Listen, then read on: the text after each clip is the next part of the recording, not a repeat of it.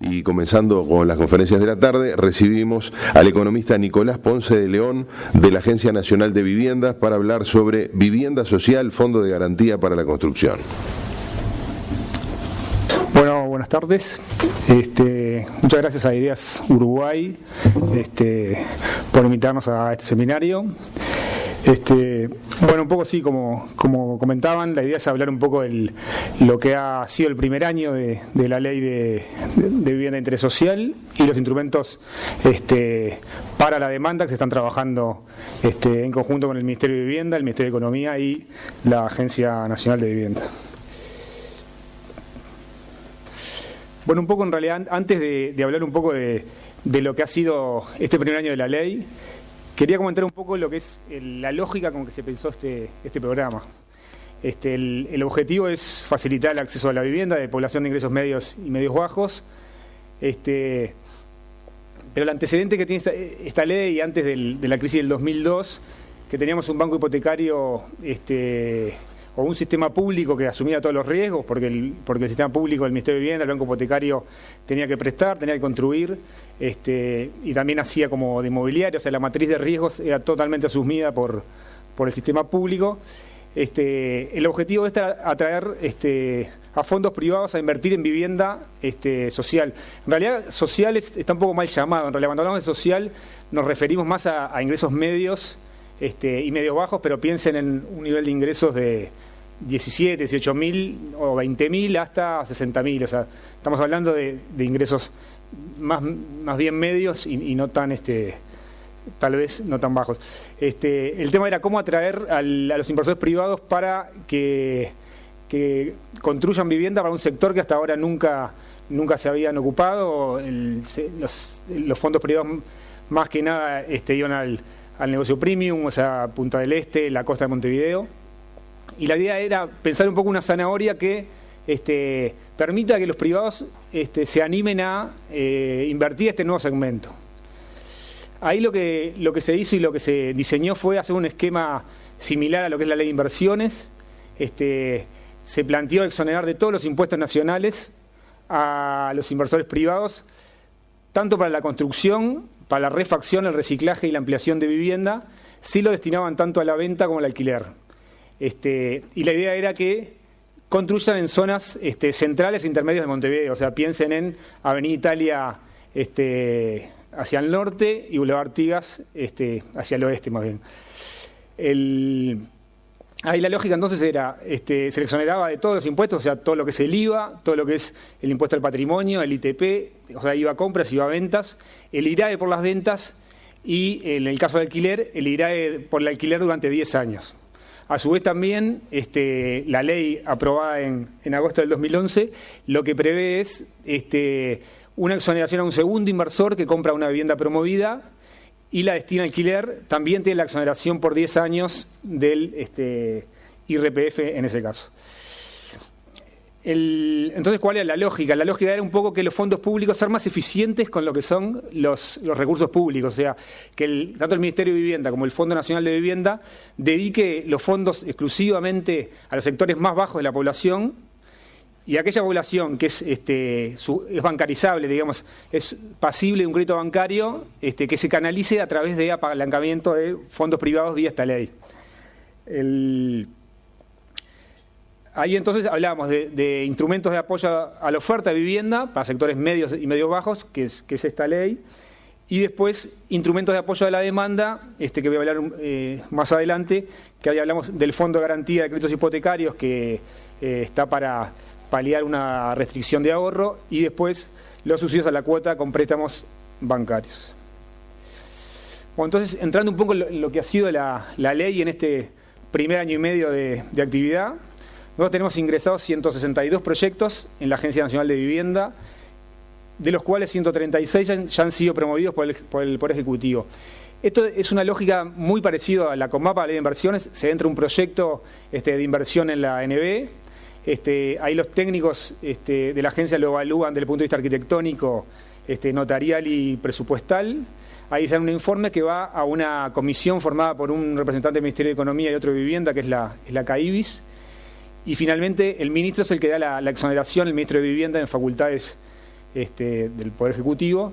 Pero todo ese proceso en realidad nos está demorando más o menos un mes y medio. O sea, nosotros lo hicimos con una cabeza de que los tiempos privados son importantes, que si demoramos mucho en aprobar estos proyectos, el negocio pasa y el privado no se va a presentar.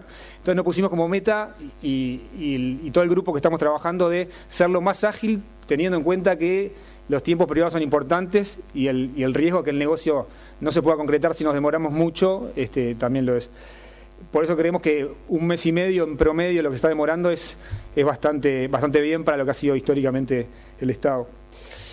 Esos proyectos, 162 proyectos ingresados, concentran unas 5.500 viviendas, de las cuales 4.152 ya están promovidas, o sea, ya tienen la exoneración validada.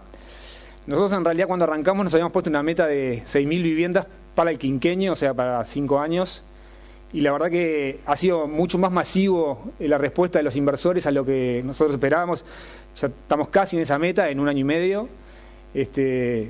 La verdad que cuando uno diseña un instrumento no sabe cómo va a reaccionar. Nosotros teníamos claro que para que esto funcione, en el diseño teníamos que estar mucho en el ida y vuelta con los inversores, sobre todo para que no sea un conjunto vacío y que después la herramienta no se use, que fue lo que ha pasado muchas veces. Nosotros era fundamental crear algo que después se use, o sea, no generar un conjunto vacío, y entendemos que desde ese punto de vista la apuesta en este primer año y medio viene bien.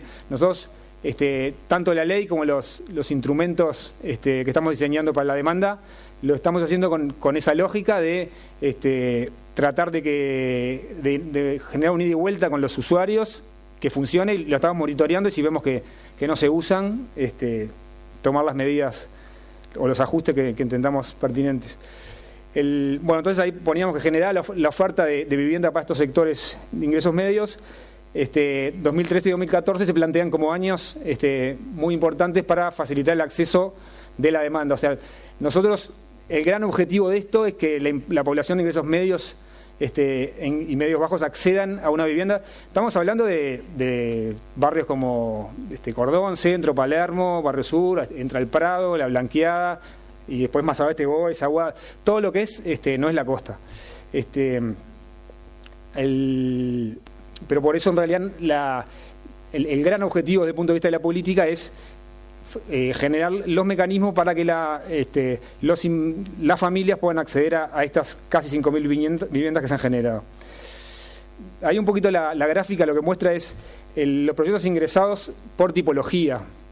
Ahí del total de los proyectos ingresados tenemos un 73% que son para obra nueva, un 21% son reciclajes, y después tenemos porcentajes menores en refacciones, ampliaciones y culminación de edificios inconclusos. Esto en realidad, además de ser una política de vivienda, es una política urbana. Nosotros estamos hablando de barrios que tienen una antigüedad del stock de 60, 70 años. Son barrios que tienen todos los servicios, pero que son viviendas que, como no se ha construido obra nueva, más allá de lo que hacía en su época el Banco Hipotecario, y son viviendas que no se han refaccionado, son barrios que entendemos que con esta ley se van a empezar a levantar, sobre todo porque tienen todos los servicios instalados, y bueno, por eso también es muy importante que haya tantos reciclajes y refacciones y ampliaciones. Ahí en la otra gráfica mostrábamos el tamaño de los proyectos. En realidad en la ley lo que te permite es proyectos de 2 a 100 viviendas. Proyectos de más de 100 pueden ingresar, pero con una excepción del Ministerio de Vivienda. De hecho tenemos proyectos en Maldonado de 600 viviendas, en realidad son proyectos por etapas, y tenemos algún otro de 500, y hay algunos otros grandes por ingresar. De los proyectos ingresados tenemos que un 58%, un 60% son proyectos pequeños. Nosotros le llamamos pequeños a proyectos entre 2 y 20 viviendas. Proyectos medianos tenemos un 25% del total, que van de 21 a 50, y proyectos grandes tenemos un 17% del total. Entonces, esta ley lo hicimos no solo para atraer la inversión del gran constructor, sino que también nos interesa mucho, porque ¿qué pasa? Esta ley te permite que 2 arquitectos se junten, hagan un proyecto y presenten su proyecto en la NB. Es bastante heterogéneo, y nos parece también muy interesante que más o menos un 60% del total sean proyectos de una escala más bien pequeña. ¿cómo son los cronogramas de obra de los proyectos ingresados? Nosotros, de todo lo que ha entrado, tenemos más o menos un 70% que se va a estar terminando, si los tiempos más o menos coinciden con lo presentado, un 70% que va a estar terminado entre 2014 y 2015. O sea, todavía estamos en una fase bastante temprana desde el punto de vista de la construcción, porque recién se vienen presentando proyectos desde fin de 2011, 2012, y la concentración, como decía, de los proyectos en su culminación va a estar más que nada en 2014 y 2015. A nivel de dormitorios, tenemos un 64% del total de las viviendas son de 2 dormitorios. Ahí la reglamentación en realidad tiene un sesgo hacia este tipo de viviendas de dormitorios, porque no te permiten los proyectos tener más de la mitad de las viviendas de un dormitorio. Acá un poco la idea es comentar cuál es la situación actual de las obras promovidas. Nosotros tenemos solamente, un poco en línea con lo que les decía, solamente un 13% de los proyectos están terminados. Son proyectos más bien chicos y reciclajes. El 61% del total están en construcción, son unas 2.500 viviendas, y un poco más de un cuarto del total aún no se han iniciado. Eso lo vemos bastante positivo desde el punto de vista que casi 3/4 del total ya están o terminados o en construcción. Y más o menos en construcción, ya al tener 2.500 viviendas, es bastante alentador de que esto se termine y generar esa oferta que hablábamos. Teniendo en cuenta que en realidad es poco lo que todavía se ha terminado de construir, todavía no tenemos muchas información de ventas de viviendas en realidad. Si bien se ha vendido, se vende en el pozo, ni que hablar, pero al ser tan pocas las viviendas terminadas, aún es poca la información que tenemos respecto a precios. Ahí en el cuadro ahí que tenemos, yo ahí ponía que en Montevideo, en realidad, para dormitorio estamos en un promedio de $116.000, para 3 de $140.000 y para uno de $86.000.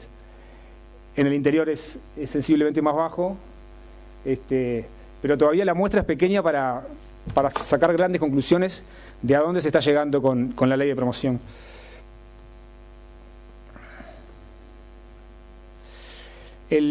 Acá un poco lo que comentaba hoy temprano, en realidad. Esto es una política pública, pero también es una política urbana, de densificación de zonas centrales intermedias que, como decía, estaban todos los servicios y hace varios años que no se construía. Ya con datos oficiales, nosotros tenemos en 2012, se está viendo un poco que la distribución de los permisos de construcción, con datos de la Intendencia, se está modificando. Nosotros teníamos que en 2011 la zona costera aglomeraba un 70% del total más o menos de los permisos, y ese porcentaje en 2012 bajó al 43% del total. Las áreas centrales intermedias, que es donde está la ley de promoción funcionando, pasaron de un 26% en 2011 a un 55% en el 2012. Incluso nosotros pensamos que este porcentaje es aún mayor, porque hay algunos proyectos que ya han ingresado a la ley pero que todavía no tienen el permiso de construcción solicitado.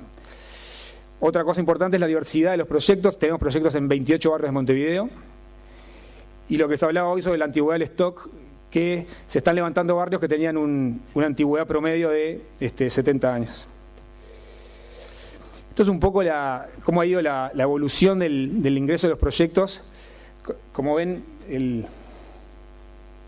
la zona de promoción de esta ley es toda la zona violeta, toda la zona costera, donde solamente la ley no permite obra nueva, permite refacción, reciclaje y ampliación. Y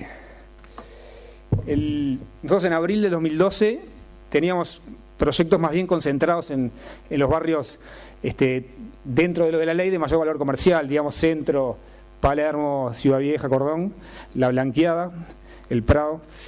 Y eso era en abril de 2012. Ahí, en agosto del 2012, como ya se ve, los proyectos se van afortunadamente corriendo un poquito hacia el norte y hacia el oeste de Montevideo.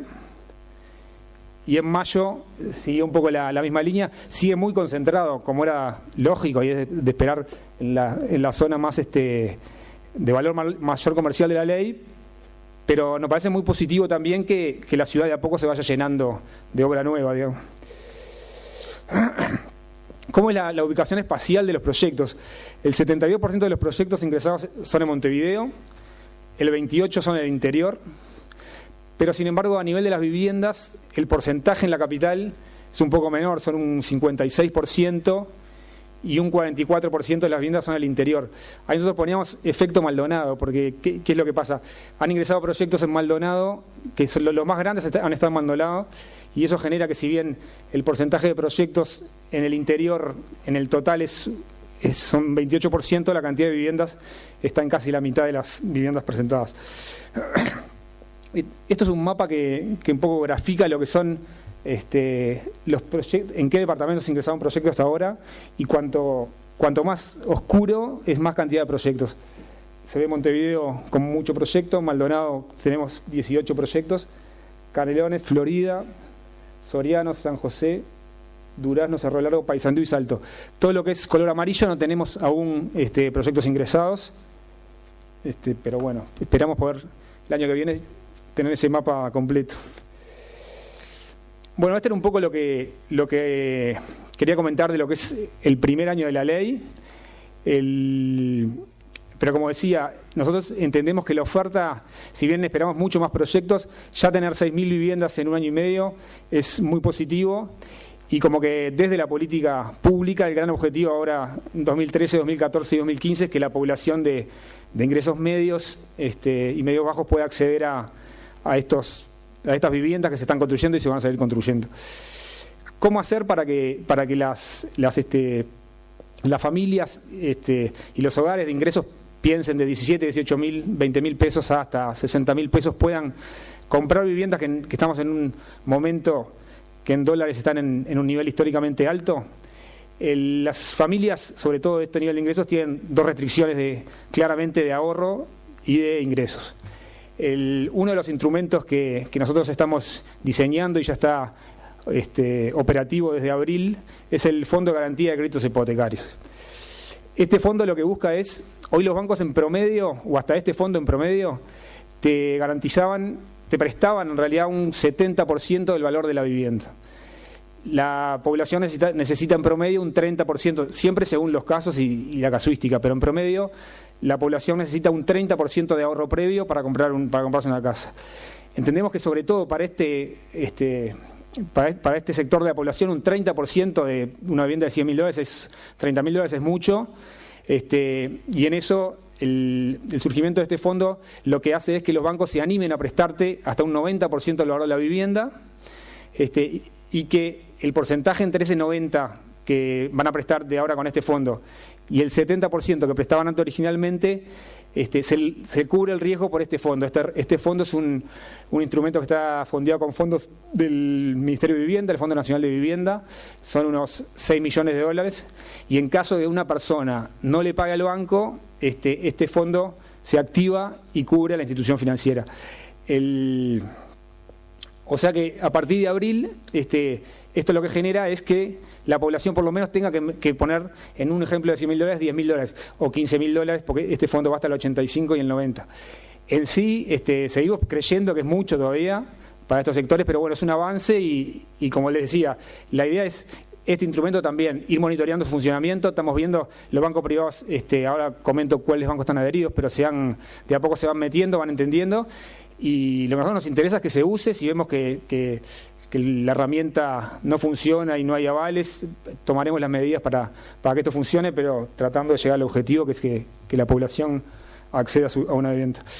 Bueno, el objetivo es ampliar la disponibilidad de créditos hipotecarios hacia sectores con menor capacidad de ahorro, reduciendo los montos de entrega inicial requeridos para acceder a estos créditos. La idea es facilitar el acceso a aquellas familias que puedan hacer frente al pago de una cuota, pero tienen restricciones de ahorro. Piensen, por ejemplo, en parejas jóvenes que tienen un buen trabajo, tienen un buen ingreso, les da para pagar una cuota de un préstamo de $130 o $120.000, pero que porque son jóvenes no han vivido los años suficientes para ahorrar, y esto es una herramienta que permite también llegar a una vivienda. ¿Cuáles son las características generales del fondo? Es para vivienda única, el ingreso máximo, se topean los ingresos del ingreso máximo, son 100 UR, esos son 65.000 pesos. Por encima de esa cifra entendemos es por sí solo la familia está en condiciones de acceder a un préstamo. El máximo monto avalado es un 90% del valor de compra de la vivienda y el mínimo es un 85%. El préstamo, la moneda del préstamo es en UI o en pesos. Las viviendas, se podrá usar el fondo por viviendas nuevas promovidas y por vivienda usada. Esto es un elemento importante porque no solo este fondo va a aplicar en viviendas promovidas por la ley, sino que también aplica en vivienda usada. O sea que hoy se puede ir a pedir un préstamo en Positos, o en donde sea, en Montevideo. Si es una vivienda usada, este fondo te lo cubre en los bancos que voy a comentar ahora, pero van a ser viviendas que van a tener tope de precio para la venta.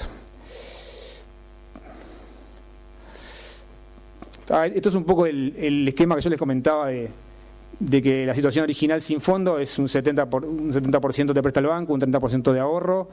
Con la situación actual, el ahorro previo baja al 10%, y ahí es un eslogan que va a salir para una campaña de publicidad ahora dentro de un mes, pero es con menos ahorro tu casa antes. Estos son los topes de precio de las viviendas. Son topes que se van a ir ajustando por el índice de costo de construcción en términos reales, mes a mes. Los topes van a estar en la página tanto de la Agencia Nacional de Vivienda como en los bancos adheridos, como en el Ministerio. Ahí, yendo un poco al cuadro de abajo,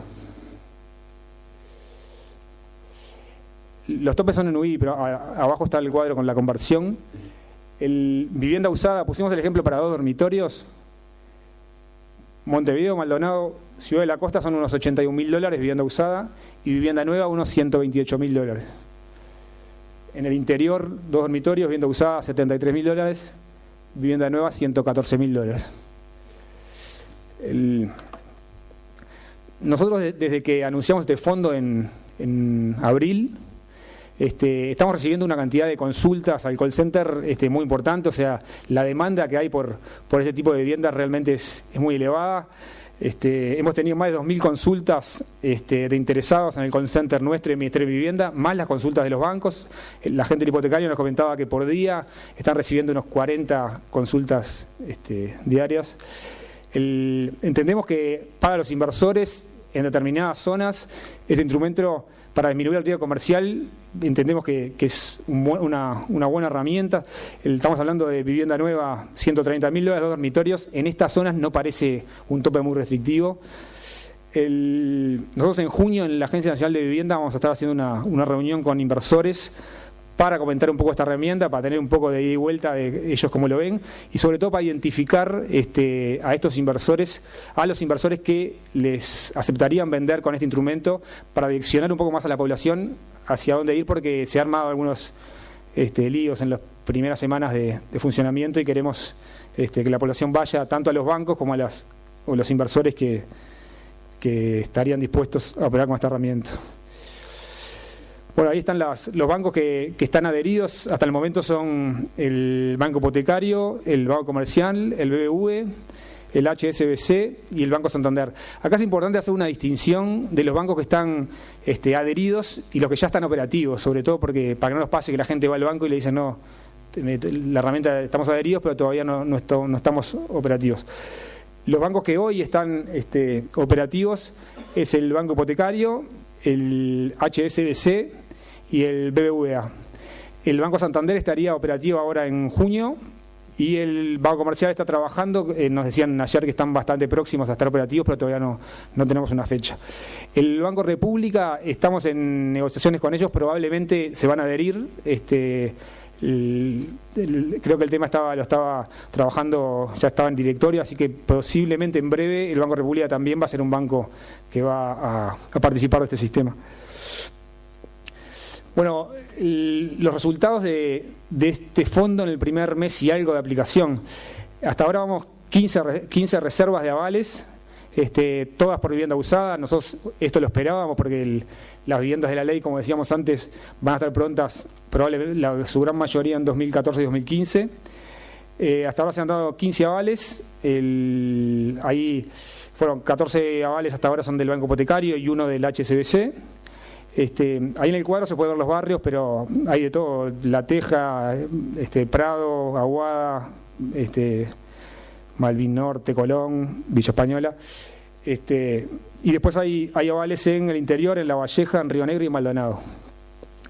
El promedio del ingreso del núcleo de estos 15 avales es unos 37.000 pesos.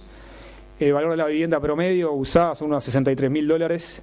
Y el LTV, o sea, la relación del préstamo y el valor de la vivienda, está en casi un 89%, lo que es importante porque el fin de la herramienta, que era disminuir el ahorro, en promedio estamos bajando de un 30 a un 11.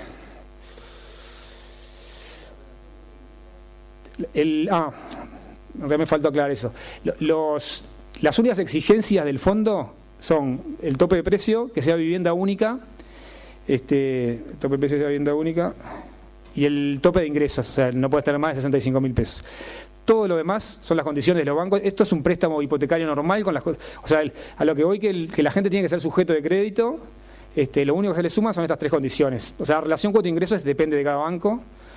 Solo se le suman estas tres condiciones de un límite de ingresos, lo que decía recién, el tope y vivienda única.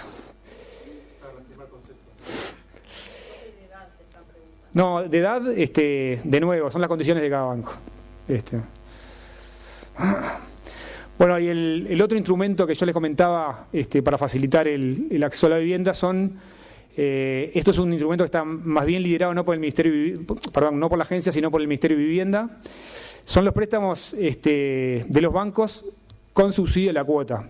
Esto lo que hace es apoyar a aquellos población que quiere comprar viviendas de la ley, pero tiene menos de él. Hoy más o menos los bancos, según los casos, pues te exigen un mínimo de 20.000 pesos de ingresos.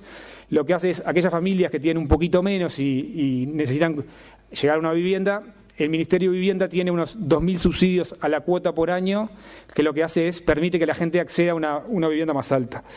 Los subsidios van a ser hasta un máximo del 50% de la cuota. La población destinataria son hogares con ingresos líquidos entre 35 unidades reajustables y 75, o sea, de unos 22.000 pesos a 50.000 pesos. Tendrán que ser sí o sí viviendas promovidas en el marco de la ley, o sea, vivienda nueva, en este caso la vivienda usada no funciona. Y van a ser créditos en este primer llamado exclusivamente otorgados por el Banco Hipotecario, y va a ir con el combo, digamos, va a ser préstamo con subsidio y con el fondo de garantía. O sea que el LTV va a ser del 90%. Como que ahí en realidad las dos restricciones de ingresos y de ahorro se estarían combatiendo las dos al mismo tiempo. Ahí el llamado de inversores para los préstamos con subsidio ya está en curso. Se pueden inscribir los inversores se podrán inscribir hasta la fecha del sorteo a la población. A esa fecha se debe tener un 30% de avance de obra. El llamado a la población comienza el 27 de mayo, el lunes próximo, hasta fin de junio, se va a hacer todo junio.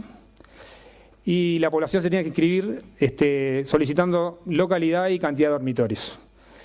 El sorteo va a ser en agosto, luego de la precalificación en el Banco Hipotecario. O sea, la idea es que lleguen al sorteo candidatos que ya son sujetos de crédito del Banco Hipotecario, para que no pase que épocas pasadas que en realidad los subsidios se otorgaban y después iban a los bancos y no eran sujetos de crédito, entonces se jugaba un poco con las expectativas de la gente.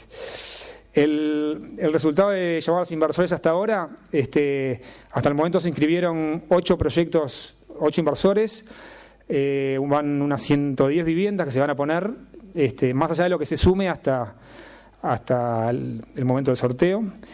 Las viviendas son en Montevideo, Maldonado y Salto. Bueno, esto era un poco lo que queríamos comentar, los resultados de este esquema que es de apoyo a la oferta y de apoyo a la demanda. Nosotros, lo que estamos trabajando tanto en la agencia como en el Ministerio, la verdad estamos muy satisfechos con lo que ha sido el primer año a nivel de la oferta de proyectos. Pero bueno, como decía antes, nuestro gran desafío, nuestro gran objetivo es que la población pueda acceder a estas viviendas, así que vamos a estar trabajando en eso.